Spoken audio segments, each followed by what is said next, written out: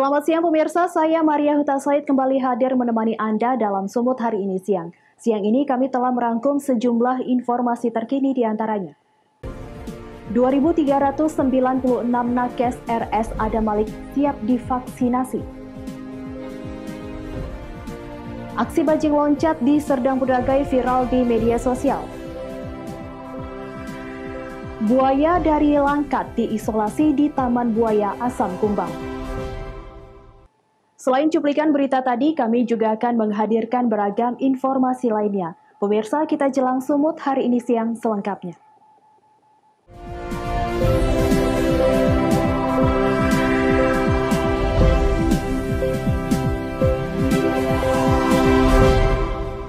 Kita ke informasi pertama, pemirsa. Vaksin COVID-19 yang didistribusikan pemerintah pusat telah tiba di Medan. Saat ini Pemprov Sud dan Satgas COVID-19 masih menggodok teknis pendistribusian ke daerah, terutama tenaga kesehatan yang akan mendapat jatah di tahap awal. Sementara pihak Rumah Sakit Umum Pusat Haji Adam Malik telah menyiapkan sedikitnya 2.396 tenaga medis dan paramedis yang akan divaksinasi.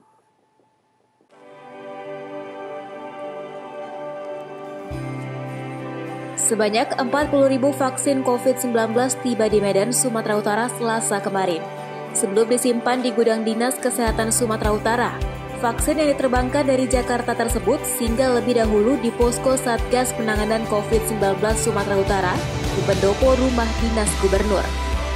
Gubernur Edi Rahmayadi selaku Ketua Satgas COVID-19 Sumatera Utara menerima langsung vaksin tersebut. Gubsu mengatakan sesuai instruksi pemerintah pusat, vaksin tersebut diprioritaskan untuk tenaga kesehatan. Adapun proses vaksinasi sendiri rencananya akan dilakukan serentak dan bertahap mulai 14 Januari mendatang. Begitupun sampai kini Pemprov masih menunggu instruksi lanjutan dari pemerintah pusat. Sementara pihak rumah sakit telah mempersiapkan tenaga medis dan paramedis mereka yang akan disuntik vaksin.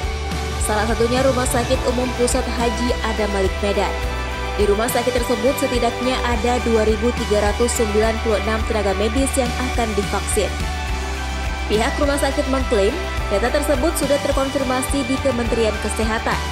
Saat ini rumah sakit hanya tinggal menunggu instruksi pemerintah soal implementasi vaksinasi bagi tenaga medis mereka. Di Adam Malik sendiri ada 2.396 staf yang akan kita lakukan vaksinasi, dan data ini pun sudah terdata di Kementerian Kesehatan. Untuk rencananya nanti Pak, apakah sudah ada penentuan tanggal atau seperti apa Pak untuk melakukan vaksinasi? Ya, untuk tanggal pasti belum ada, dan cuman kabarnya di akhir Januari ini karena pemerintah dan seperti bimbingan dari Kementerian dan Pak Jokowi bahwa ini harus dilakukan serentak di seluruh Indonesia. Maka kita mungkin menunggu vaksin ini tiba di seluruh Indonesia dan akan dilakukan secara serentak. Sebagai catatan, Rumah Sakit Adam Malik merupakan salah satu rumah sakit rujukan utama pasien COVID-19 di Sumatera Utara. Bisa dipastikan, rumah sakit tersebut menjadi prioritas utama vaksinasi tahap pertama ini. Daniel Pekuali melaporkan untuk Eva Rina TV. Selain itu, pemirsa, Dinas Kesehatan Batubara Sumatera Utara gencarkan tracing dan testing pasca terjadinya lonjakan kasus COVID-19 selama libur Natal dan Tahun Baru.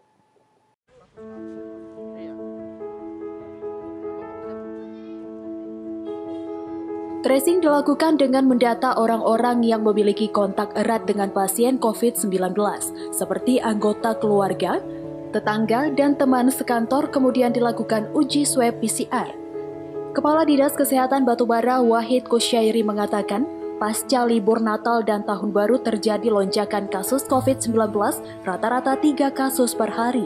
Kasus COVID-19 di Batubara didominasi klaster keluarga dan klaster perkantoran.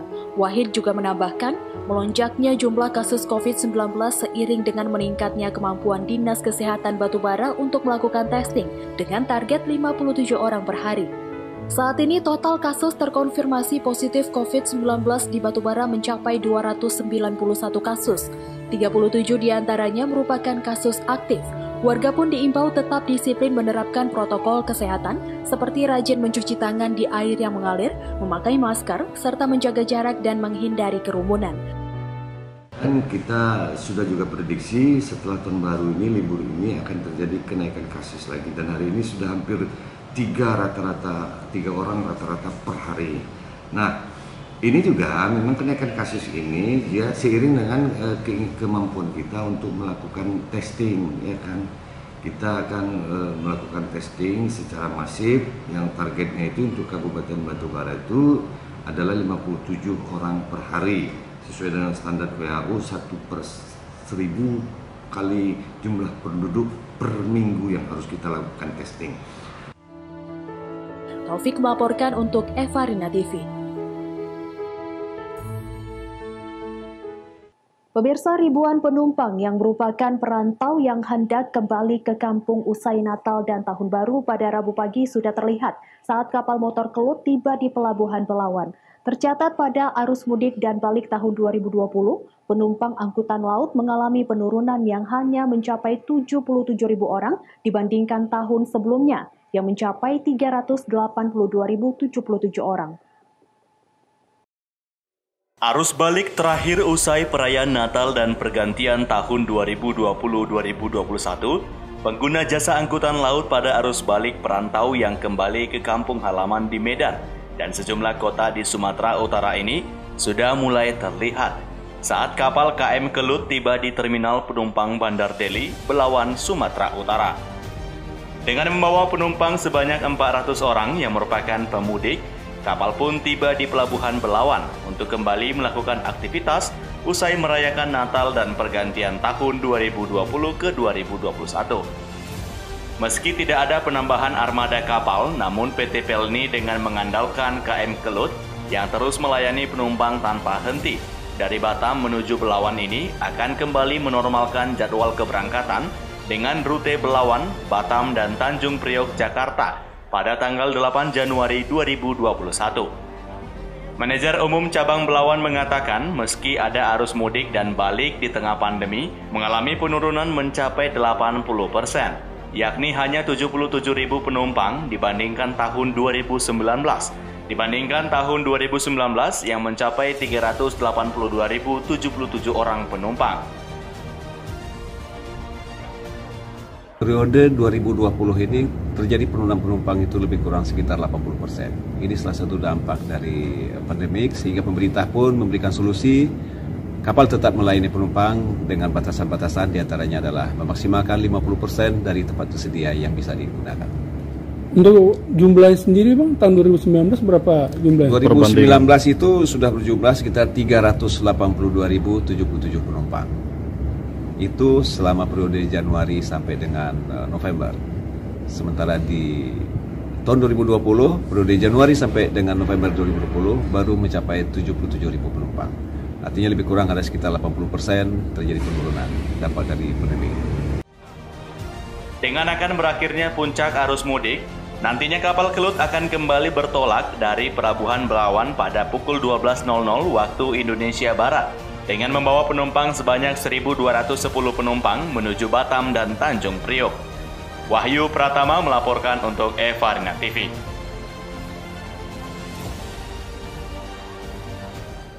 Aksi bajing loncat di Serdang Bedagai viral di media sosial. Beritanya akan hadir sesaat lagi.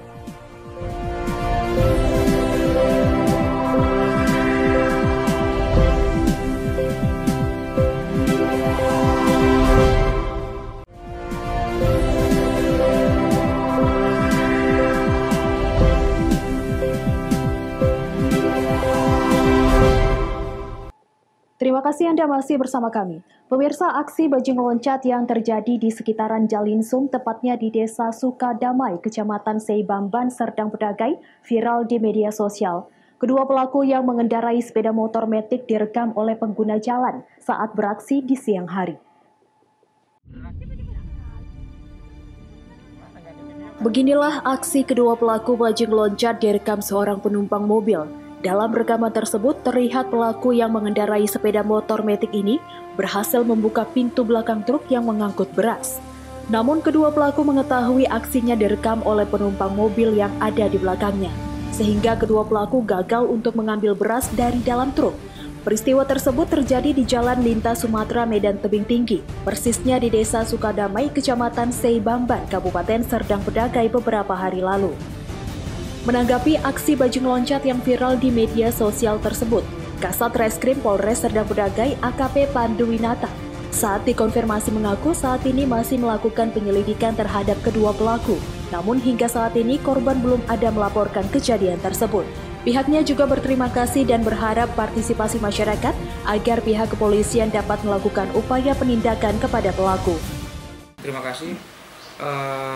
Kami sedang melakukan pemeriksaan, sedang melakukan penyelidikan karena memang sampai titik ini belum ada laporan terkait video tersebut. Artinya si korban, yaitu yang pengemudi truk, belum ada melaporkan kejadian tersebut. Dan memang kalau saya amati dari video itu, pelaku ini sempat terpergok oleh pengendara yang di belakangnya itu kan. Jadi dia langsung melarikan diri, hanya sempat membuka bagian belakang truk, dia langsung melarikan diri. Jadi belum sempat ada yang diambil. Abdul Malik melaporkan untuk Evarina TV.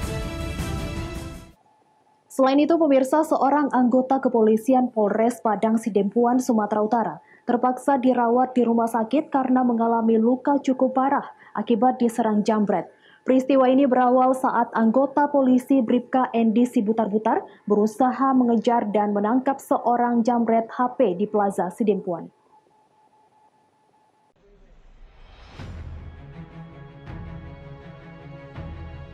Inilah tersangka BHS alias Acan, sesaat setelah dilumpuhkan petugas kepolisian dengan tembakan terukur di bagian kaki. Petugas terpaksa menembak warga Kelurahan Wek 1, Kota Padang Sidempuan ini karena kembali menyerang petugas saat akan ditangkap. Sebelumnya pada awal tahun baru kemarin, tersangka menyerang polisi yang berusaha menangkapnya saat kepergok menjambret HP seorang pengunjung Plaza Sidempuan.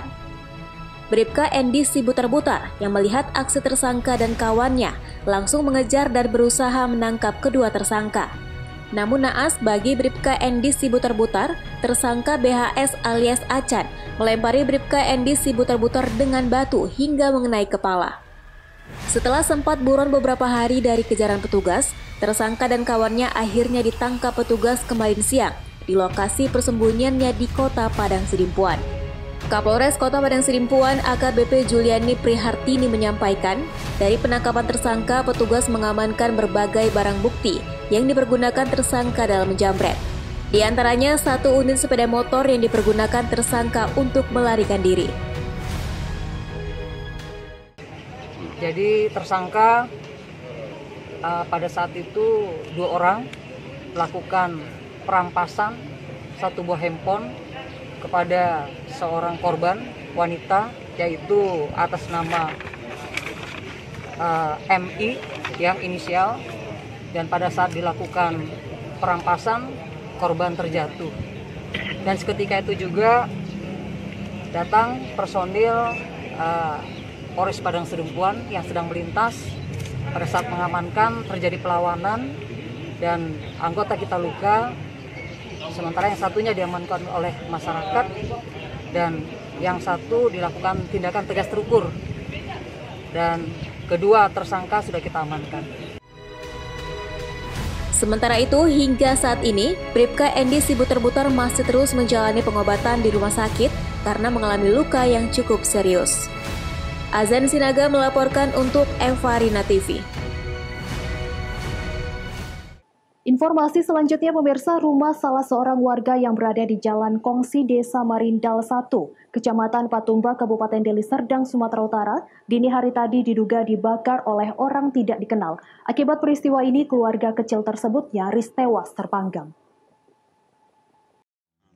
Salah satu rumah warga yang ditempati oleh Saiful Bahri bersama istri dan 2 orang anaknya yang berada di Jalan Kongsi Desa Marindal 1, Kecamatan Patumbak, Kabupaten Deli Serdang, Sumatera Utara ini diduga dibakar oleh orang tidak dikenal. Peristiwa ini terjadi saat pemilik rumah sedang tertidur pulas di dalam kamarnya. Diduga pelaku sengaja membakar spanduk yang terpasang di dinding papan milik korban sehingga mengakibatkan api pun merambat ke dinding rumah korban. Petugas kepolisian yang menerima laporan kejadian kebakaran tersebut langsung turun ke lokasi untuk melakukan identifikasi tempat kejadian perkara. Sementara warga sekitar pun terus berupaya memadamkan api yang membakar dinding rumah korban dengan alat seadanya. Beruntung, api yang membakar rumah korban dapat dipadamkan. Saiful yang merupakan pemilik rumah mengatakan, saat kejadian, ia mendengar suara warga yang ramai-ramai memanggil dirinya dari samping rumahnya, di mana saat kejadian tersebut dirinya sedang tertidur pulas di dalam kamar. Mendengar suara warga, kemudian dirinya langsung bangkit dari tempat tidur untuk memastikan asal suara tersebut. Saat terbangun, dirinya melihat rumahnya telah dipenuhi asap dan dirinya pun langsung membangunkan anak dan istrinya dan berlari keluar dari pintu belakang.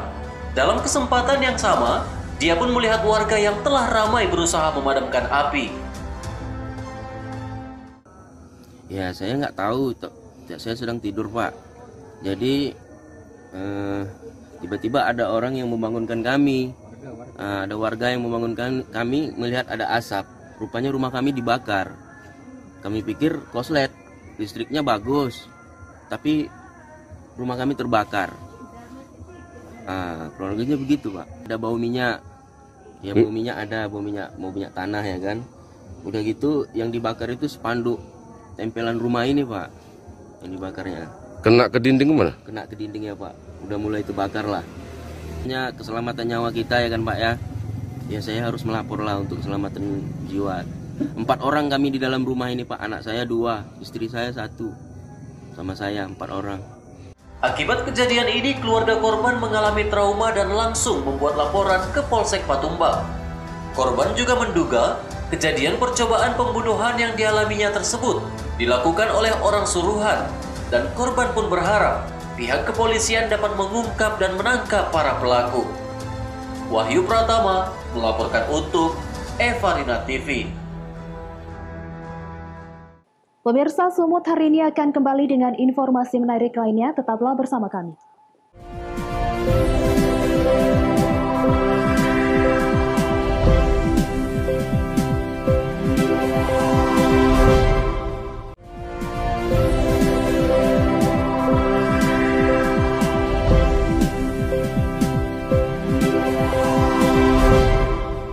Terima kasih Anda masih bersama kami. Pemirsa, seekor buaya betina seberat 100 kg ditangkap warga dengan cara dipancing di Sungai Sangga 5, Kabupaten Langkat, Sumatera Utara. Kemudian buaya diserahkan ke petugas Balai Konservasi Wilayah 2 Stabat untuk diisolasi di Taman Buaya Asam Kumbang, Kota Medan.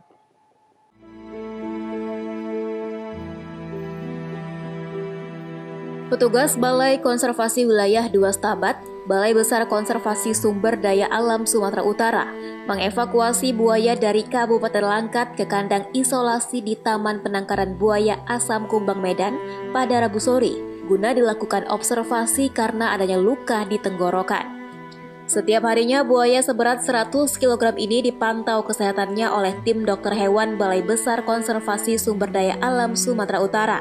Setelah kesehatannya pulih, buaya ini berpotensi dilepas liarkan. Buaya betina yang diperkirakan berusia 15 tahun ini ditangkap masyarakat Desa Sangga 5, Kecamatan Tanjung Pura, Kabupaten Langkat pada Senin kemarin, setelah memakan umpan pancing yang dipasang warga. Petugas Balai Konservasi Wilayah 2 Stabat perlu waktu seharian untuk melepaskan kail pancing yang menyangkut di tenggorokan buaya. Ya, jadi buaya ini sebenarnya sudah dapat laporan kita sebelumnya ada di Sungai Sangga 5 di Gebang, Tanjung Pura Langkat. Kemudian masyarakat dengan inisiatif sendiri memasang pancing.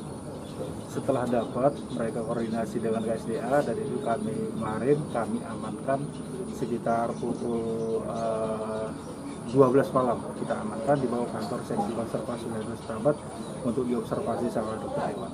Kondisi awalnya seperti apa Bapak di sana kemarin? Pada saat kita amankan kondisinya itu mata pancing itu masih nyangkut di kerongkongan. Mata pancing ukurannya lumayan besar, ada hampir 15 cm, itu cukup besar, menyangkut. Dan kita kemarin melakukan tindakan penyelamatan dengan berupaya melepaskan mata pancing tersebut dengan membius buaya. Setelah dibius baru kita keluarkan, bisa diselamatkan, kemudian diberikan antibiotik oleh dokter hewan untuk mengamankan. Sebelumnya, buaya ini dipancing setelah terlihat warga beraktivitas di Sungai Sangga 5. Warga khawatir buaya menyerang nelayan dan warga yang sedang beraktivitas di sungai sehari-hari. Daniel Begwali melaporkan untuk Evarina TV. Informasi selanjutnya pemirsa, meroketnya harga kacang kedelai membuat para perajin tahu di Batubara, Sumatera Utara harus menyiasati produksi tahu dengan cara mengurangi jumlah produksi dan memperkecil ukuran tahu. Seperti yang dilakukan oleh Tukirin, seorang perajin tahu di Desa Mangka 5, Kecamatan 50 Batubara, yang harus memutar otak untuk kelangsungan usaha pembuatan tahu rumahan miliknya di tengah kenaikan harga kacang kedelai. Menurut Tukirin, saat ini harga kacang kedelai sudah mencapai Rp10.000 per kilogram. Sebagaimana diketahui dalam kondisi normal, harga kacang kedelai hanya berkisar Rp7.000 per kilogramnya. Kenaikan harga kacang kedelai yang sangat signifikan tersebut membuat Tukirin harus mengurangi jumlah produksi dan memperkecil ukuran tahu produksinya, yang mengakibatkan keuntungan Tukirin merosot hingga 50%. Tukirin pun berharap pemerintah turun tangan untuk menstabilkan harga kacang kedelai demi kelangsungan hidup para perajin tahu. Kira-kira 11 tahun lah. Lebih 11 tahun. Terus Bang, dari 11 tahun ini Bang, apa kendala saat ini Bang? Untuk saat ini yang pertama ya kacangnya kan udah mahal, udah terlalu mahal kali. Biasanya nggak segitu parahnya kok, sekarang udah mahal. Biasa harganya stabil, ini melonjak. Biasanya berapa Bang? Biasanya 7.000 per kilo, sekarang udah mencapai 10.000. Jelas pengaruh lah itu Bang. Pengaruh kali, karena penghasilan pun kami kan udah merosot gitu. Jadi ngecer sendiri. Terus Bang, untuk saat ini Bang, daya jual sendiri Bang, ada peningkatan atau penurunan? Penurunan Bang, kalau untuk jual apanya penurunan. Ya karena tahu tadi biasanya besar kan makin kecil. Nah, jadi pembeli pun udah agak kurang Bang. Taufik melaporkan untuk Evarina TV. Pemirsa, informasi tadi sekaligus mengakhiri pertemuan kita dalam Sumut hari ini siang. Saya Maria Hutasoid mewakili kerabat kerja yang bertugas, pamit undur diri. Terima kasih, sampai jumpa.